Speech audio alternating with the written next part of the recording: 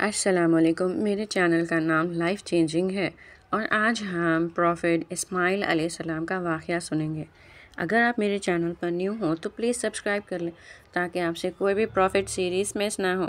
تو چلیے شروع کرتے ہیں with the real life story of prophet Ismail علیہ السلام۔ بہت وقت پہلے پیغمبر ابراہیم علیہ السلام اور ان کی بیگم ایک ریگستان سے ہو کر گزر رہے تھے۔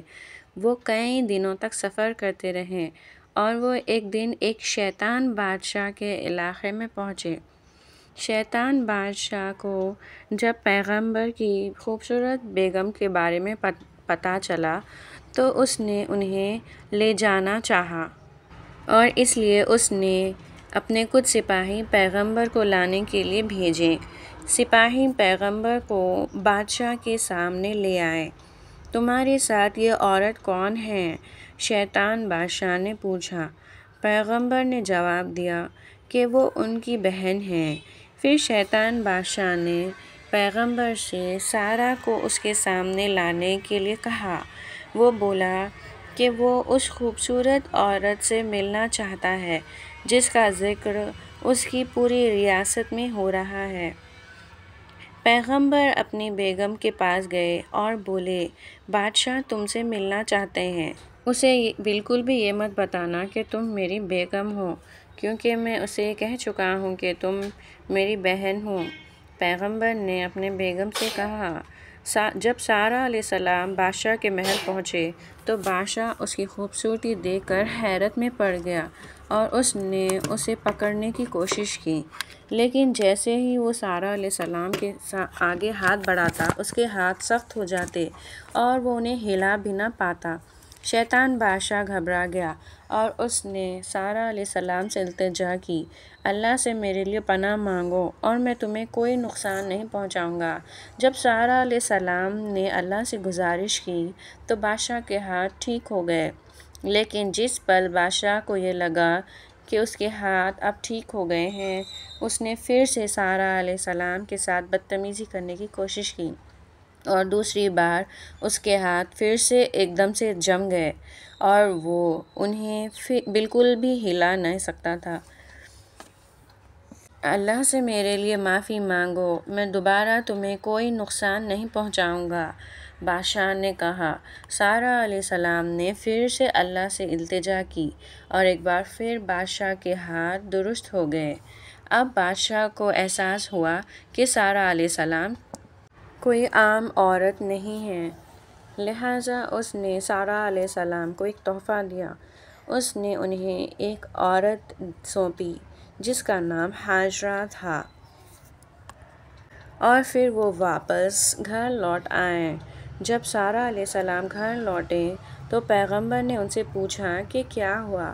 اللہ نے شیطان بادشاہ کو ایک سبق سکھایا اور اس نے مجھے یہ عورت دی جس کا نام ہاجرہ ہے، سارہ علیہ السلام نے جواب دیا۔ کئی برس بیت گئے اور پیغمبر اب بوڑھے ہو چلے تھے، لیکن انہوں نے لوگوں کو اللہ کی راہ دکھانا جاری رکھا۔ سارہ علیہ السلام اب بزرگ ہو چکے تھے اور انہیں احساس ہو چکا تھا کہ اب وہ بچوں کو پیدا کرنے کے قابل نہیں رہے، لہٰذا انہوں نے پیغمبر کو اس عورت ہاجرہ سے نکاح کرنے کو کہا۔ پھر انہوں نے اللہ سے اولاد سے نوازنے کی گزارش کی۔ کچھ مہینوں بعد ہاجرہ علیہ السلام سے ایک بچہ پیدا ہوا، اس کا نام اسماعیل رکھا۔ اب پیغمبر بہت بوڑھے ہو گئے۔ ایک دن پیغمبر جاگے اور انہیں یہ لگا کہ اللہ انہیں کوئی کام سونپنا چاہتے ہیں، لہٰذا وہ ہاجرہ علیہ السلام کے پاس گئے۔ انہوں نے کہا، اسماعیل کو ساتھ لو اور لمبے سفر کے لیے تیار ہو جاؤ۔ ابراہیم علیہ السلام، سارہ علیہ السلام اور اسماعیل علیہ السلام بہت لمبے وقت تک سفر کرتے رہے۔ وہ لمبے وقت تک چلتے رہے اور ایک سوکھے ریگستان میں پہنچے جو کہ المروہ پہاڑوں کے نزدیک تھا۔ وہاں پھل درخت، کھانا اور یہاں تک کہ پانی تک نصیب نہیں تھا۔ اس ریگستان میں زندگی کا کوئی نام و نشان نہیں تھا۔ پیغمبر، ان کے بیگم اور ان کے بچے کے پاس بہت تھوڑا سا کھانا اور پانی باقی تھا جو کہ زیادہ سمے تک نہیں چل سکتا تھا۔ پیغمبر اچانک مڑے اور دور جانے لگے۔ حاجرہ علیہ السلام ان کے پیچھے گئے اور کہنے لگے، آپ کہاں ہمیں یہاں چھوڑ کر جا رہے؟ وہ روتے ہوئے بولے، لیکن پیغمبر نے ان کی بات کا کوئی جواب نہیں دیا۔ انہوں نے انہیں پھر آواز لگائی، لیکن پیغمبر خاموش رہے اور دور جاتے رہے۔ آخر وہ سمجھ گئے کہ پیغمبر یہ خود نہیں کر رہے بلکہ اللہ نے انہیں ایسا کرنے کا حکم دیا ہے۔ پھر حاجرہ علیہ السلام نے پوچھا، کیا اللہ نے ایسا کرنے کو کہا ہے؟ تو پیغمبر نے سر ہلایا اور چل دیے۔ تو حاجرہ علیہ السلام نے کہا کہ جس اللہ نے ہمیں حکم دیا ہے وہ ہمارے ساتھ ہے۔ اپنی بیوی اور بچے کو وہاں چھوڑ کر پیغمبر بہت اداس تھے۔ وہاں دور دور تک کوئی نہیں تھا۔ انہوں نے اللہ سے گزارش کی کہ ان کی بیوی اور بچے کو کھانا نصیب ہو جائے۔ انہوں نے اللہ سے ان کی مدد کے لیے دعا کی۔ حاجرہ علیہ السلام جو بچا کھانا تھا اسے استعمال کرتے رہے۔ پانی جلد ہی ختم ہو گیا اور ان دونوں کو پیاس لگنے لگی۔ کچھ دیر بعد پیاس کی وجہ سے معصوم رونے لگے۔ وہ نزدیک ایک پہاڑی المروہ پر گئے، اس امید میں کہ شاید انہیں کوئی مل جائے۔ وہ کسی کو ڈھونڈنے کے لیے وہاں کھڑی رہیں، لیکن وہاں کوئی نہیں ملا۔ پھر وہ نزدیک کی ایک اور پہاڑی الصفا پر پہنچے، اسی امید میں کہ وہاں بھی کوئی شاید مل جائے، لیکن انہیں وہاں بھی کوئی نہیں ملے۔ اس طرح دونوں پہاڑیوں کے بیچ انہوں نے 7 بار کوشش کی۔ جب وہ آخری بار المروہ پر چڑھے تو بہت تھکے ہوئے تھے۔ وہ اتنا تھک گئی تھیں کہ اپنے بچے کے بغل میں بیٹھ گئیں۔ تبھی انہوں نے ایک آواز سنی۔ وہ خاموشی سے بیٹھ گئی تاکہ پھر سے اس آواز کو سن سکیں۔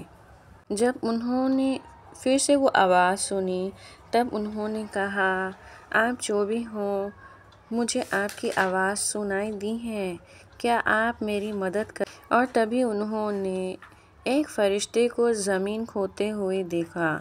فرشتہ زمین تب تک کھودتا رہا جب تک کہ اس سے پانی نہیں نکل آیا۔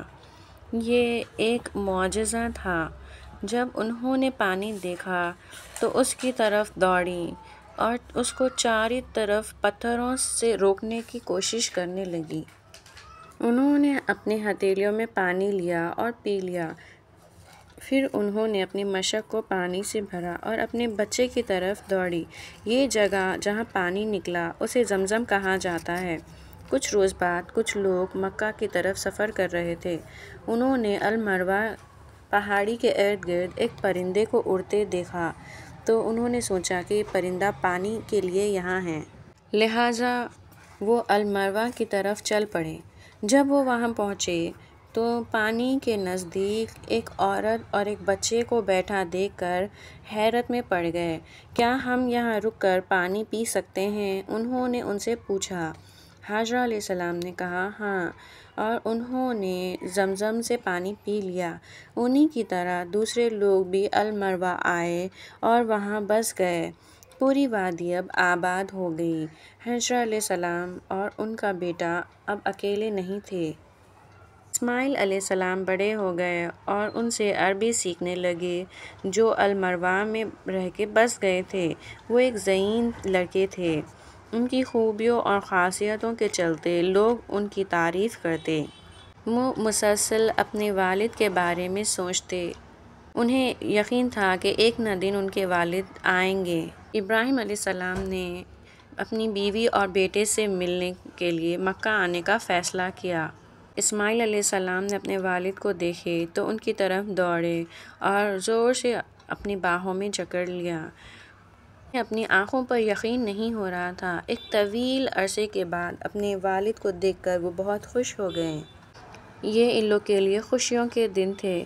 لیکن ایک دن اللہ نے پیغمبر ابراہیم علیہ السلام کا امتحان لینے کا فیصلہ کیا۔ ایک رات جب وہ سو رہے تھے، انہوں نے خواب دیکھا کہ وہ اللہ سبحانہ وتعالیٰ کو قربانی دینے کے لیے اپنے ہی بیٹے کا قتل کر رہے ہیں۔ جب وہ نیند سے جاگے تو انہوں نے اس بات کو توجہ نہیں دی کیونکہ یہ انہیں بس ایک خواب لگا۔ لیکن اگلی رات انہوں نے پھر وہی خواب دیکھا اور اس بار انہیں احساس ہوا کہ یہ محض ایک خواب نہیں ہے بلکہ اللہ ان سے خود قربانی مانگ رہے ہیں۔ پیغمبر اپنے بیٹے کے پاس گئے اور انہوں نے اس خواب کے بارے میں بتایا۔ اسماعیل علیہ السلام کو یہ محسوس ہوا کہ یہ اللہ کی طرف سے حکم ہے۔ اللہ جیسا کہتے ہیں آپ ویسا کریں، انہوں نے اپنے والد سے کہا۔ اگلے دن پیغمبر نے ایک رسی اور ایک چاقو لی اور اپنے بیٹے کو ساتھ لے کر عرفات کے پہاڑی کی طرف گئے۔ پہاڑی کے اوپر پہنچنے کے بعد اسماعیل علیہ السلام نے اپنے والد سے کہا کہ وہ ان کے ہاتھ اور پیر باندھ دے تاکہ وہ قربانی کے وقت جدوجہد نہ کر پائیں۔ پیغمبر نے ایسا ہی کیا، ان کے ہاتھ اور پیر باندھ دیے اور پھر انہوں نے خود اپنی آنکھوں پر ایک پٹی باندھ لی کیونکہ وہ اپنے بیٹے کو تڑپتا نہیں دیکھ سکتے تھے۔ پیغمبر نے چاقو اٹھائے لیکن اچانک انہیں ایک آواز سنائی دی۔ انہوں نے اپنی پردہ ہٹایا آنکھوں سے اور دیکھا کہ جنت سے ایک بھیڑ کو بھیجا گیا ہے۔ اللہ نے اسماعیل علیہ السلام کی جگہ بھیڑ کو قربانی کے لیے بھیجا تھا۔ پیغمبر اب بہت خوش تھے کیونکہ ان کا بیٹا زندہ رہ سکتا تھا۔ پیغمبر اور ان کا بیٹا اللہ سبحانہ وتعالیٰ کے کڑے امتحان پر کھرے اترے تھے۔ ابراہیم علیہ السلام نے بھیڑ کی قربانی دی اور انہوں نے خوب جشن منایا۔ پیغمبر اور ان کے بیٹے لوگوں کے اللہ کی راہ میں بلاتے رہے۔ اللہ کی عبادت کے لیے ان کے پاس کوئی جگہ نہیں تھی، لہٰذا اللہ نے انہیں ایک جگہ تعمیر کرنے کا حکم دیا۔ پھر پیغمبر نے اپنے بیٹے سے کہا کہ وہ اپنی مدد کرے اس تعمیر کے لیے، اور اسماعیل علیہ السلام تیار ہو گئے۔ انہوں نے عمارت کی بنیاد رکھنا شروع کر دی۔ جب ابراہیم علیہ السلام عمارت کی تعمیر کر رہے تھے، اس وقت اسماعیل علیہ السلام ایک پتھر لے کے آئے تاکہ اس پر ٹھہر کے ابراہیم علیہ السلام تعمیر کر سکیں۔ اس پتھر کو مقام ابراہیم کہا جاتا ہے۔ جب انہوں نے بنیاد قائم کر لی اور کونے بنا لیے تو ابراہیم علیہ السلام نے اسماعیل علیہ السلام سے کونے کو بھرنے کے لیے ایک پتھر لانے کو کہا۔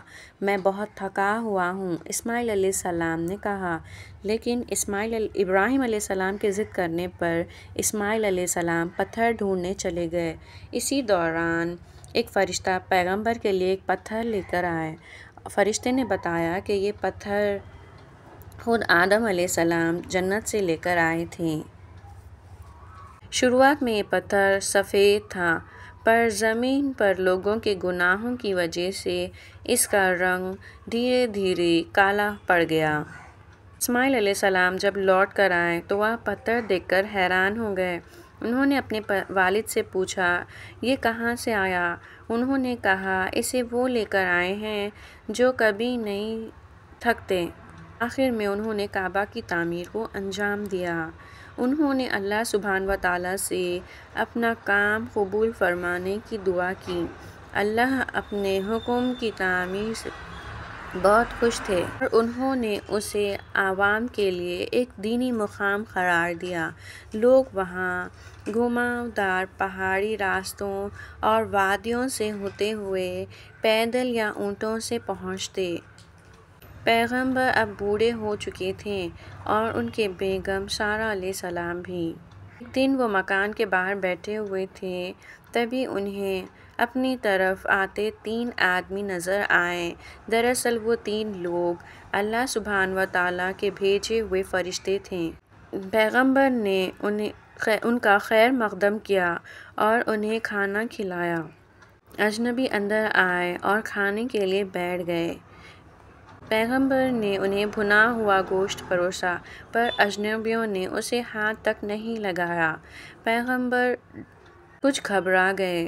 پھر فرشتوں نے پیغمبر سے کہا کہ وہ ڈرے نہیں۔ انہیں بتایا کہ دراصل وہ اللہ سبحانہ وتعالیٰ کے بھیجے ہوئے فرشتے ہیں۔ انہوں نے بتایا کہ وہ ان کے گھر ایک خوشخبری دینے آئے ہیں۔ انہوں نے کہا اللہ سبحانہ وتعالیٰ انہیں ایک بیٹا دینے جس کا نام انہیں اسحاق رکھنا چاہیے۔ انہوں نے پیغمبر سے یہ بھی کہا کہ ان کا یہ بیٹا پیغمبر ہوگا۔ سارہ علیہ السلام کو ان کے کانوں پر یقین نہیں ہوا۔ یہ سچ کیسے ہو سکتا ہے؟ انہوں نے حیرت جتائی۔ میں بہت بوڑھی ہو چکی ہوں۔ فرشتوں نے کہا اللہ کے لیے ہر ایک بات ممکن ہے۔ کچھ مہینوں بعد سارہ علیہ السلام حاملہ ہوئے اور ان سے ایک بیٹا پیدا ہوا۔ پیغمبر نے ان کا نام اسحاق علیہ السلام رکھا، جیسا کہ فرشتوں نے انہیں بتایا۔ کچھ سالوں بعد پیغمبر ابراہیم علیہ السلام ان کے بیٹے اسماعیل علیہ السلام کی بہت یاد آئی تو وہ ان سے ملنے نکل پڑے۔ لیکن جب وہ اسماعیل علیہ السلام کے گھر پہنچے تو وہ وہاں پر نہیں تھے۔ ان کے بیگم باہر آئے۔ جب پیغمبر نے اسماعیل علیہ السلام کے بارے میں پوچھا تو انہوں نے کہا کہ انہیں روٹی روزی کی تلاش میں گئے۔ پیغمبر نے پھر ان سے ان کی سلامتی پوچھی تو وہ ساری چیزوں کے متعلق شکایتیں کرنے لگے۔ انہوں نے شکایت کی کہ ان کی زندگی بہت تکلیف اور مصیبت سے گزر رہی ہے۔ وہ اللہ سبحانہ وتعالیٰ کے لیے بالکل بھی شکر گزار نہیں تھے۔ پیغمبر کو محسوس ہوا کہ وہ ان کی بیٹے کے لائق نہیں ہیں۔ انہوں نے اپنے بیٹے کی دلہن سے کہا کہ جب اسماعیل واپس آئیں تو انہیں میرا سلام کہیے اور انہیں گھر کی دہلیز بدلنے کو کہیے۔ پیغمبر کی یہ بات ان کے بیٹے کے لیے ایک اشارہ تھی اور وہ واپس آ گئے۔ جب اسماعیل علیہ السلام شام کو واپس آئے تو انہوں نے بیگم سے پوچھا کہ کیا کوئی گھر آیا تھا؟ انہوں نے کہا ہاں اور پیغام سنا دیا۔ اسماعیل علیہ السلام نے جب یہ پیغام سنا تو انہیں احساس ہو گیا کہ وہ ان کے والد تھے جو ان کے گھر آئے تھے۔